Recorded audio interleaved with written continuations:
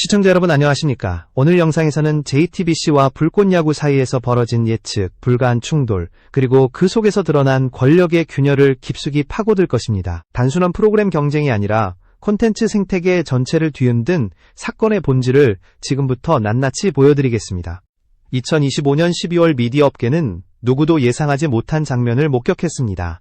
사냥꾼이던 방송사가 단숨에 사냥감으로 전락하는 아이러니한 순간이었고, 시청자는 그 전환의 주인공이었습니다. JTBC는 법적 권리와 자본을 무기로 불꽃야구를 제압하려 했지만 정작 시장이 내린 평가는 냉혹했습니다. 시청률 0. 75% 시청자는 더 이상 일방적인 권력의 선택을 받아들이지 않았고 그들의 시선은 완전히 다른 방향을 향하고 있었습니다. 여러분 감사드립니다. 지금 보시는 이 영상에 담긴 분석이 도움이 되셨다면 채널 구독을 통해 저에게 더 큰 힘을 보내주세요. 과거의 방송 논리는 단순했습니다. 방송사가 송출을 멈추면 콘텐츠는 사라지고 시청자는 선택지가 없었습니다. 하지만 오늘날 시청자들은 플랫폼의 한계를 인정하지 않으며 더 나은 콘텐츠를 스스로 찾아 나서는 행동자입니다. JTBC가 저작권을 무기로 삼아 콘텐츠를 지우면 시청자가 돌아올 것이라고 믿은 것은 20세 기적 사고였습니다. 문제는 그 논리가 더 이상 통하지 않는다는 사실입니다. 시청자들은 누가 진정성 있는지, 누가 억지를 부리는지, 그리고 무엇이 재미가 있는지를 스스로 판단합니다. 결국 불꽃야구가 선택받은 이유는 단순히 프로그램의 품질 때문이 아니라 시대의 흐름을 정확히 이해한 창작자와 팬덤의 결속력이 새로운 힘을 만들어냈기 때문입니다. 팬들은 일방적인 지시를 따르는 소비자가 아니라 콘텐츠를 움직이는 실질적인 주체가 되었고, 그 변화는 JTBC가 감당하지 못한 균열이었습니다. 이제 질문은 분명합니다. 왜 JTBC는 사냥꾼에서 사냥감으로 전락했는가?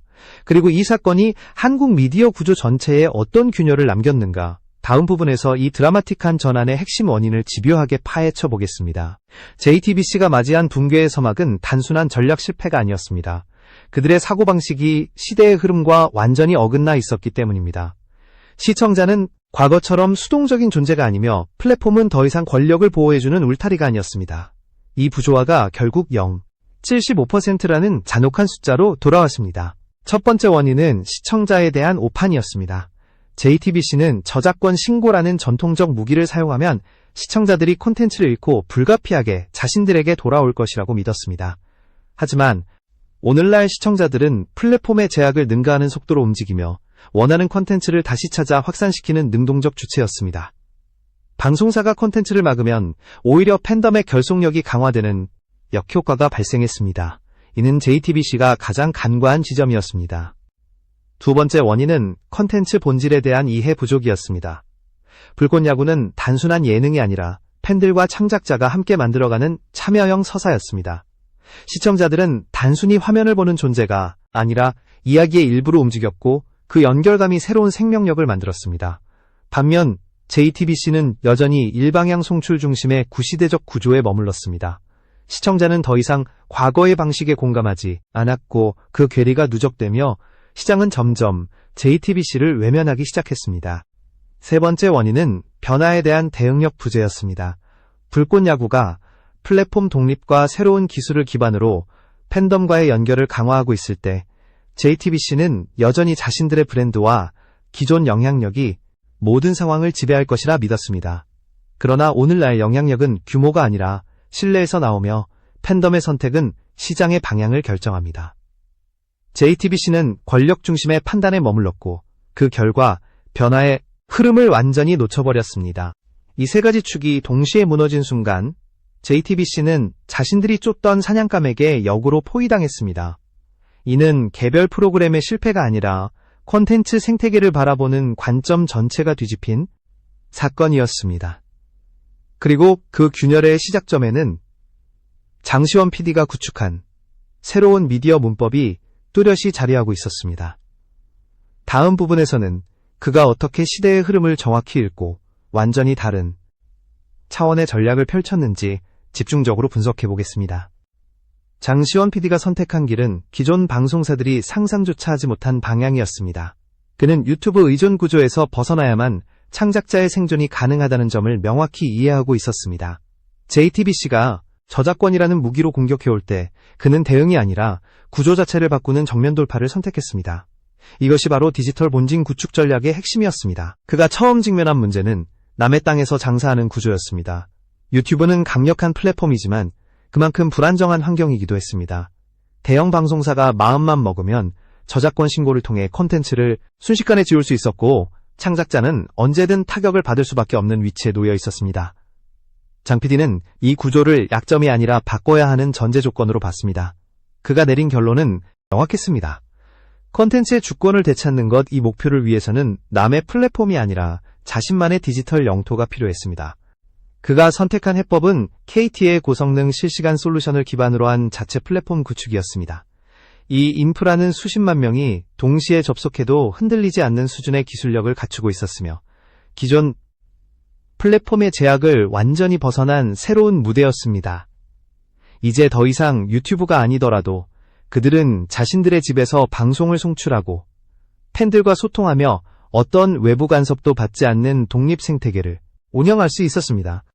여기서 중요한 것은 기술 그 자체가 아니라 그 기술을 사용해 구축한 철학이었습니다. 장시원 PD는 단지 플랫폼을 만든 것이 아니라 창작자와 팬이 직접 연결되는 구조를 설계했습니다. 팬들은 더 이상 일방적으로 영상을 소비하는 존재가 아니라 라이브에 참여하고 메시지를 보내고 서사를 공유하는 공동 창작자가 되었습니다. 이 구조는 JTBC가 의존하던 방송 중심 논리를 완전히 무너뜨렸습니다. 콘텐츠의 중심은 더 이상 방송사가 아니라 팬덤이었고 그 연결은 단순한 시청률보다 훨씬 강력한 에너지를 만들어냈습니다. 이제 디지털 본진은 단순한 회피 전략이 아니라 시대의 요구에 부합한 새로운 생태계가 되었습니다. JTBC가 공격을 가하자 오히려 그 공격이 플랫폼 독립의 명분을 강화해 주었고 팬들은 창작자를 보호하기 위해 더욱 단단하게 결집했습니다. 이 결집은 숫자로 나타났고 수만 명이 아닌 수십만 명의 동시 접속이라는 새로운 미디어 역사를 만들었습니다. 다음 부분에서는 이 독립된 플랫폼이 어떻게 저작권 공격을 무력화하고 JTBC의 전략을 근본적으로 붕괴시켰는지 그 구조의 본질을 깊이 있게 파헤쳐 보겠습니다. JTBC가 가장 강력한 무기로 여겼던 저작권 신고는 오랫동안 대형 방송사가 플랫폼 위에서 절대적 우위를 점하는 수단이었습니다. 유튜브라는 단일 플랫폼 안에서는 신고 한 번으로 상대의 영상을 즉시 내릴 수 있었고 알고리즘은 그 절차를 자동으로 수행했습니다. 그러나 장시원 PD가 구축한 플랫폼 독립 전략은 이 구조를 정면으로 뒤흔들었습니다. 더 이상 저작권 신고가 미사일처럼 명중하지 않는 새로운 연공이 형성된 것입니다. 불꽃야구의 콘텐츠가 자체 서버 기반 플랫폼으로 이동하는 순간 JTBC의 저작권 무기는 힘을 잃기 시작했습니다. 유튜브에서는 법적 분쟁의 여지를 제기하기만 해도 영상이 즉시 내려가지만 자체 서버 시스템은 완전히 다른 구조 위에 놓여 있었습니다. 해외 호스팅 기반의 웹사이트는 국내법이 즉각적으로 적용되지 않으며 법적 절차 또한 훨씬 복잡하고 시간이 오래 걸립니다. JTBC가 영상 차단을 시도하려면 해당 서버 업체를 찾아 국제법 절차까지 거쳐야 했고 그 과정은 현실적으로 실행 자체가 어려웠습니다. 장 PD는 이 점을 정확히 꿰뚫고 있었습니다. 그래서 그는 단순히 대응하는 수준이 아니라 저작권 공격이 애초에 도달할 수 없는 지대를 설계한 것입니다. 콘텐츠가 법적 충돌의 범위 밖으로 이동하는 순간 JTBC의 공격은 사라지고 창작자는 안전한 공간에서 팬들과 공유할 수 있는 독립권을 확보했습니다. 이 구조는 회피가 아니라 재배치였고 저작권 무력화의 본질은 기술이 아니라 전략이었습니다. 많은 사람들은 이러한 시스템이 편법 아니냐고 묻습니다. 하지만 중요한 점은 법을 어긴 것이 아니라 법의 적용 경계 바깥에 콘텐츠를 위치시켰다는 사실입니다. 장시원 PD는 법적 충돌을 일으키지 않는 범위에서 창작자가 자유를 지킬 수 있는 생태계를 조성했습니다. 이는 법망을 회피한 것이 아니라 법적 논리의 한계를 정확히 이해하고 그 틈을 활용한 합법적이고도 전략적인 선택이었습니다. 이로써 JTBC의 저작권 공격은 더 이상 유효한 무기가 아니게 되었고 그들이 의존해온 권력 구조는 모습을 잃기 시작했습니다. 창작자는 보호받지 못하는 사각지대에서 벗어났고 팬덤은 창작자의 콘텐츠를 안정적으로 지킬 수 있는 거점을 확보했습니다.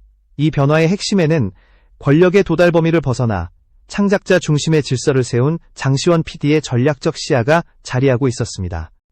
다음 부분에서는 이러한 플랫폼 독립이 어떻게 수익 구조까지 재편하며 JTBC의 영향력을 근본적으로 흔들었는지 그 변화의 본질을 살펴보겠습니다. 불꽃야구의 플랫폼 독립은 단순히 방송 송출 문제를 해결하는 수준을 넘어서 수익 구조 자체를 재편하는 거대한 변화를 일으켰습니다. JTBC가 가진 전통적 우위는 법적 권리와 인프라뿐만 아니라 광고 기반의 안정적 수익 모델에서 비롯되었습니다. 하지만 이 구조는 시청률이 흔들리는 순간 즉시 붕괴할 수밖에 없는 취약성을 안고 있었습니다. 반면 장시원 PD가 구축한 생태계는 수익의 흐름 자체를 창작자 중심으로 이동시키며 기존의 시장 논리를 완전히 전복했습니다. 유튜브를 포함한 대부분의 플랫폼은 광고료, 구독료, 슈퍼챗 등 다양한 수익원을 제공하지만 그 모든 구조에서 플랫폼이 우선적으로 수수료를 가져갑니다. 예를 들어 유튜브는 슈퍼챗에서 최대 30%의 수수료를 떼어갑니다. 팬들이 1억 5천만 원을 후원해도 창작자에게 돌아오는 금액은 그보다 크게 줄어듭니다. 하지만 불꽃야구의 자체 플랫폼에서는 상황이 완전히 달랐습니다. 수익의 흐름이 플랫폼을 거치지 않고 창작자에게 직접 전달되는 디지털 직거래 구조로 재편된 것입니다. 이 변화는 단순히 이익률을 높여주는 수준이 아니라 시장의 힘 자체를 바꿔놓았습니다.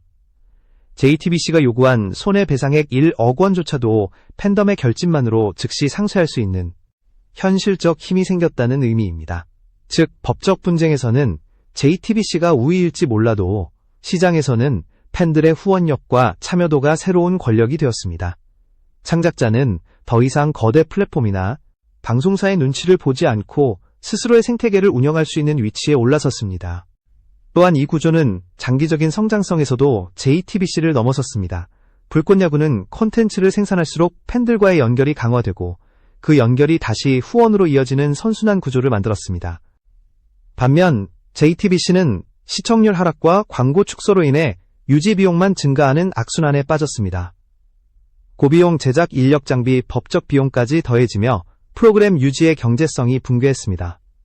결국 방송사는 더 이상 시장의 선택을 받지 못하는 콘텐츠를 유지할 이유가 없어졌습니다. 이 흐름은 하나의 결론으로 이어졌습니다. 플랫폼이 콘텐츠를 지배하던 시대가 끝났다는 것, 이제는 콘텐츠가 플랫폼을 선택하는 시대입니다. 팬덤의 선택이 곧 시장의 선택이고 창작자와의 신뢰가 가장 강력한 자산이 되었습니다. 장시원 PD는 이 구조를 누구보다 정확히 이해했고 새로운 시장의 중심을 선점했습니다. 그 결과 불꽃야구는 단순한 예능 프로그램이 아니라 미디어 권력 재편의 상징으로 떠올랐습니다. 다음 부분에서는 이러한 변화가 결국 JTBC 내부에 어떤 균열을 일으켰고 왜 그들이 스스로를 삭제하는 운명에 이르게 되었는지 그 마지막 장면을 깊이 있게 풀어내겠습니다. JTBC가 직면한 마지막 장면은 단순한 프로그램 실패가 아니라 시스템 자체의 붕괴였습니다. 불꽃야구를 지우겠다는 시도는 역설적으로 자사 프로그램의 한계를 적나라하게 드러내는 역할을 했고 시청자는 냉정하게 이 선택의 결과를 수치로 보여주었습니다. 0. 75%라는 시청률은 시장의 경고이자 방송사가 더 이상 과거 방식으로는 생존할 수 없다는 선언이었습니다. 팬덤은 단순한 시청자가 아니었습니다. JTBC의 공격이 거세질수록 오히려 불꽃야구를 지키기 위한 결집력은 더욱 강해졌고 그 에너지는 수십만 명의 동시 접속이라는 새로운 미디어 풍경을 만들어 냈습니다. 이 현상은 콘텐츠가 권력을 넘어서는 순간이자 창작자 중심 생태계가 현실이 된 첫 사례였습니다. JTBC는 이 흐름을 막을 수 없었고 그들의 전략은 시대적 판단 미스로 남게 되었습니다. 법적 분쟁, 광고 축소, 제작 비용 증가, 시청률 하락 모든 요소가 하나의 결론으로 이어졌습니다. 프로그램의 유지가 아니라 브랜드 전체의 존속 자체가 위험해졌다는 것. 경영진 입장에서 최강야구는 더 이상 투자 가치가 없는 프로젝트가 되었고 선택지는 손절뿐이었습니다. 더 이상 공격의 명분도 시장의 지지도 없었기에 결국 그들이 지키려던 권위가 스스로 무너지는 결과만 남았습니다. 이 사건의 본질은 하나였습니다. 콘텐츠는 권력을 이겼다는 것. JTBC는 자본, 인프라, 법적 무기를 가졌지만 장시원 PD는 기술, 아이디어, 팬덤의 신뢰를 갖고 있었습니다. 결과적으로 승리를 가져간 것은 후자였습니다. 플랫폼 독립, 저작권 무력화, 수익 구조 재편, 이 세 가지 축이 서로 맞물리며 기존 미디어 구조를 뒤흔든 것입니다. 불꽃야구는 단순한 예능이 아니라 미디어 권력 이동의 상징이 되었습니다. 이제 한국 미디어 생태계는 질문 하나와 마주했습니다. 당신은 어떤 콘텐츠를 선택할 것인가? 억지로 떠먹이는 오래된 방식의 방송인가?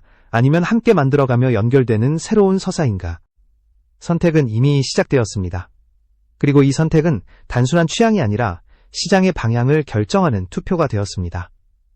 시청자는 더 이상 수동적 존재가 아니며 그들의 클릭과 후원과 참여가 곧 새로운 질서를 형성하고 있습니다. 결국 삭제라는 무기를 휘두르던 자들이 스스로 삭제되는 아이러니는 자연스러운 결과였습니다. 이것은 복수가 아니라 진화였습니다. 권위가 아니라 실력 지배가 아니라 공감이 시장을 움직이는 시대가 도래한 것입니다. 그리고 우리는 지금 그 변화의 중심에서 새로운 미디어 시대의 첫 페이지가 열리는 순간을 목격하고 있습니다.